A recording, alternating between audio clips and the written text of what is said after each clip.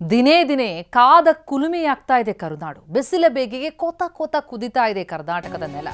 10ಕ್ಕೂ ಹೆಚ್ಚು ಜಿಲ್ಲೆಗಳಲ್ಲಿ ಗರಿಷ್ಠ ಉಷ್ಣಾಂಶ ದಾಖಲಾಗಿರೋದು. ಚಿಕ್ಕಮಗಳೂರು, ಕೊಪ್ಪಳ, ಬೆಳಗಾವಿ, ಬೀದರ್, ರಾಯಚೂರು, ರಾಮನಗರ, ತುಮಕೂರು, ಹಾಸನ, ಗದಗ, ಮಂಡ್ಯದಲ್ಲಿ ಅತಿ ಹೆಚ್ಚು ತಾಪಮಾನ ದಾಖಲಾಗಿದೆ. ರಣ ಬಿಸಿಲು.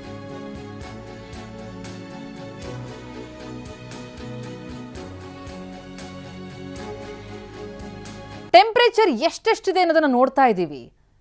ಚಿಕ್ಕಮಗಳೂರಿನಲ್ಲಿ ಗರಿಷ್ಠ 34, ಕನಿಷ್ಠ 20. ಕೊಪ್ಪಳದಲ್ಲಂತೂ 37 ಗರಿಷ್ಠ, ಕನಿಷ್ಠ 26 ಡಿಗ್ರಿ ಸೆಲ್ಸಿಯಸ್. ಬೆಳಗಾವಿಯಲ್ಲಿ 36 ಗರಿಷ್ಠ, 23 ಕನಿಷ್ಠ.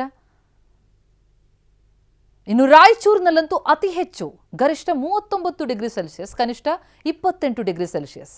ಬೀದರ್ನಲ್ಲೂ ಅಷ್ಟೇ 37 ಡಿಗ್ರಿ ಸೆಲ್ಸಿಯಸ್ ಗರಿಷ್ಠ.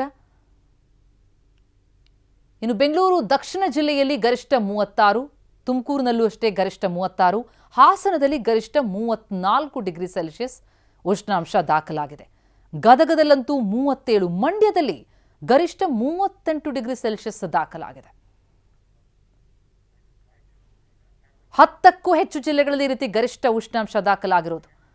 ರಾಯಚೂರಿನಲ್ಲಂತೂ ದಿನೇ ದಿನೇ ತಾಪಮಾನ ಹೆಚ್ಚಳವಾಗ್ತಲೇ ಇದೆ. ಬಿಸಿಲಲ್ಲಿ ಓಡಾಡದಂಥ ಜನರಿಗೆ ಜಿಲ್ಲಾಡಳಿತ ಕಟ್ಟೆಚ್ಚರ ಕೂಡ ವಹಿಸುವಂತೆ ಹೇಳಿದೆ. ಹೀಟ್ ಸ್ಟ್ರೋಕ್ ಬಗ್ಗೆ ಆರೋಗ್ಯ ಇಲಾಖೆ ಎಚ್ಚರಿಕೆಯನ್ನು ನೀಡ್ತಾ ಇದೆ. ರಾಯಚೂರು ಟ್ರಾಫಿಕ್ ಸಿಗ್ನಲ್ನಲ್ಲಿ ಶೆಲ್ಟರ್ ಸಮಸ್ಯೆ ಕಾಡ್ತಾ ಇದೆ. ಸಿಗ್ನಲ್ನಲ್ಲಿ ಶೆಲ್ಟರ್ ಇಲ್ಲದೆ ಸವಾರರು ಕಂಗಾಲಾಗಿದ್ದಾರೆ. 40 ಡಿಗ್ರಿ ಸೆಲ್ಸಿಯಸ್ ಬಿಸಿಲಿನಲ್ಲಿ 2 ನಿಮಿಷ ಸಿಗ್ನಲ್ನಲ್ಲಿ ನಿಲ್ಲಬೇಕು ಅಂದರೆ ಲೆಕ್ಕ ಹಾಕಿ. ಒಂದು ಕ್ಷಣ ನಿಲ್ಲೋಕ್ಕಾಗಲ್ಲ. ಅಂಥದ್ರಲ್ಲಿ 2 ನಿಮಿಷ ನಿಲ್ಲೋದು ಅಂತಂದರೆ ಆ ಬಿಸಿಲ ತಾಪಮಾನವನ್ನು ಸಹಿಸೋದಕ್ಕಾಗ್ತಿಲ್ಲ. ಕಳೆದ ಬಾರಿ ಎಲ್ಲ ಸಿಗ್ನಲ್ನಲ್ಲಿ ನೆರಳಿನ ವ್ಯವಸ್ಥೆ ಮಾಡಿತ್ತು ಜಿಲ್ಲಾಡಳಿತ. ಆದರೆ ಈ ಬಾರಿ ಅತಿ ಹೆಚ್ಚು ತಾಪಮಾನ ಇದ್ರೂ ನಿರ್ಲಕ್ಷ್ಯ ವಹಿಸಲಾಗಿದೆ. ಬೆಂಕಿಯಂತ ಬಿಸಿಲು ನಿಲ್ಲುವ ಅನಿವಾರ್ಯತೆ. ಹೇಗಿದೆ ಪರಿಸ್ಥಿತಿ? ನಾವು ಪ್ರತಿನಿಧಿ ಪ್ರತ್ಯಕ್ಷ ವರದಿ ಕೊಟ್ಟಿದ್ದಾರೆ. ರಾಯಚೂರಿನಲ್ಲಿ ದಿನೇ ದಿನೇ ತಾಪಮಾನ ಹೆಚ್ಚಾಗ್ತಾ ಹೋಗ್ತಾ ಇರುವಂಥದ್ದು. ಆದರೆ ರಾಯಚೂರು ನಗರದ ಬಸವೇಶ್ವರ ವೃತ್ತದ ಬಳಿ ಶೆಲ್ಟರ್ನ ಹಾಕಿಲ್ಲ. ರಸ್ತೆ ಬದಿ ವಾಹನ ಸವಾರರು ಪರದಾಡ್ತಾ ಇರುವಂತಹ ದೃಶ್ಯ ನಿಮಗೆ ಕಾಣಸಿಗ್ತಾ ಇದೆ. ಸಾಕಷ್ಟು ರೀತಿಯಲ್ಲಿ ವಾಹನ ಸವಾರರು ಪರದಾಡ್ತಾ ಇದ್ದಾರೆ. ಕಳೆದ ಬಾರಿ 4 ಬದಿಯಲ್ಲೂ ಕೂಡ ಶೆಲ್ಟರ್ನ ಹಾಕಿದ್ರು. ಆದರೆ ಈ ಬಾರಿ ಶೆಲ್ಟರ್ ಹಾಕಿಲ್ಲ. ಹೀಗಾಗಿ ಸಾಕಷ್ಟು ಸಮಸ್ಯೆ ಎದುರಾಗಿರುವಂಥದ್ದು. 44 ಡಿಗ್ರಿ ಸೆಲ್ಸಿಯಸ್ ತಾಪಮಾನ ರಾಯಚೂರಿನಲ್ಲಿ ದಾಖಲಾಗಿದೆ.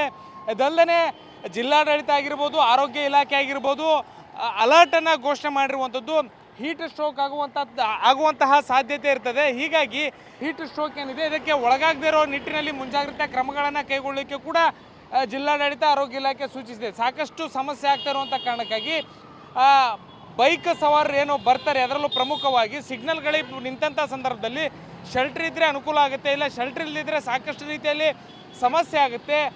ದೃಶ್ಯದಲ್ಲಿ ನೋಡ್ಬೋದು 4 ಏನು ರಸ್ತೆಗಳಿದ್ದಾವೆ. 4 ರಸ್ತೆಗಳಲ್ಲೆಲ್ಲೂ ಕೂಡ ಈ ಬಾರಿ ಶೆಲ್ಟರ್ನ ಹಾಕಿಲ್ಲ. ಇದು ಬೈಕ್ ಸವಾರರ ಆಕ್ರೋಶಕ್ಕೆ ಕಾರಣ ಆಗ್ತಿದೆ. ವೃದ್ಧರು ಬರ್ತಾಯಿದ್ರೆ, ಮಕ್ಕಳು ಬರ್ತಾರೆ. ದೃಶ್ಯದಲ್ಲಿ ತಾವು ನೋಡ್ಬೋದು. ವೃದ್ಧರು ಸಾಕಷ್ಟು ಜನ ಇಲ್ಲಿ ಬಂದಿರುವಂಥದ್ದನ್ನು ಕೂಡ ತಾವು ನೋಡಿದ್ರೆ ಬೇಸರ ಅನಿಸುತ್ತೆ. ಈ ಬಿಸಿಲಲ್ಲಿ ಓಡಾಡುವಂಥ ಅನಿವಾರ್ಯತೆ ಇರುತ್ತೆ. ಆದರೆ ಶೆಲ್ಟರ್ ಇದ್ದರೆ ನೆರಳಲ್ಲಿರ್ತಾರೆ. ಆದರೆ ಶೆಲ್ಟರ್ ಇಲ್ಲದೇ ಇರುವಂಥ ಕಾರಣಕ್ಕಾಗಿ ಸಾಕಷ್ಟು ಸಮಸ್ಯೆ ಆಗ್ತಾ ಇರುವಂಥದ್ದಂತರೂ ಗೊತ್ತಾಗ್ತಾ ಇರೋವಂಥದ್ದು. ಸಾಕಷ್ಟು ಹೈರಾಣಾಗಿ ಹೋಗ್ತಾರೆ ಸವಾರರು ಅನ್ನುವಂಥದ್ದು ದೃಶ್ಯದಲ್ಲಿ ನೋಡ್ತಾ ಇದ್ದೀರಿ. ಈ ಭಾಗದಲ್ಲಿ ಏನು ಜನ ಬರ್ತಾರೆ, ಬರುವಂಥವ್ರೆಲ್ಲರೂ ಕೂಡ ಏನು ಫ್ಲೆಕ್ಸ್ ಇದೆ, ಫ್ಲೆಕ್ಸ್ನ ಕೆಳಭಾಗದಲ್ಲೇ ನಿಲ್ತಾರೆ.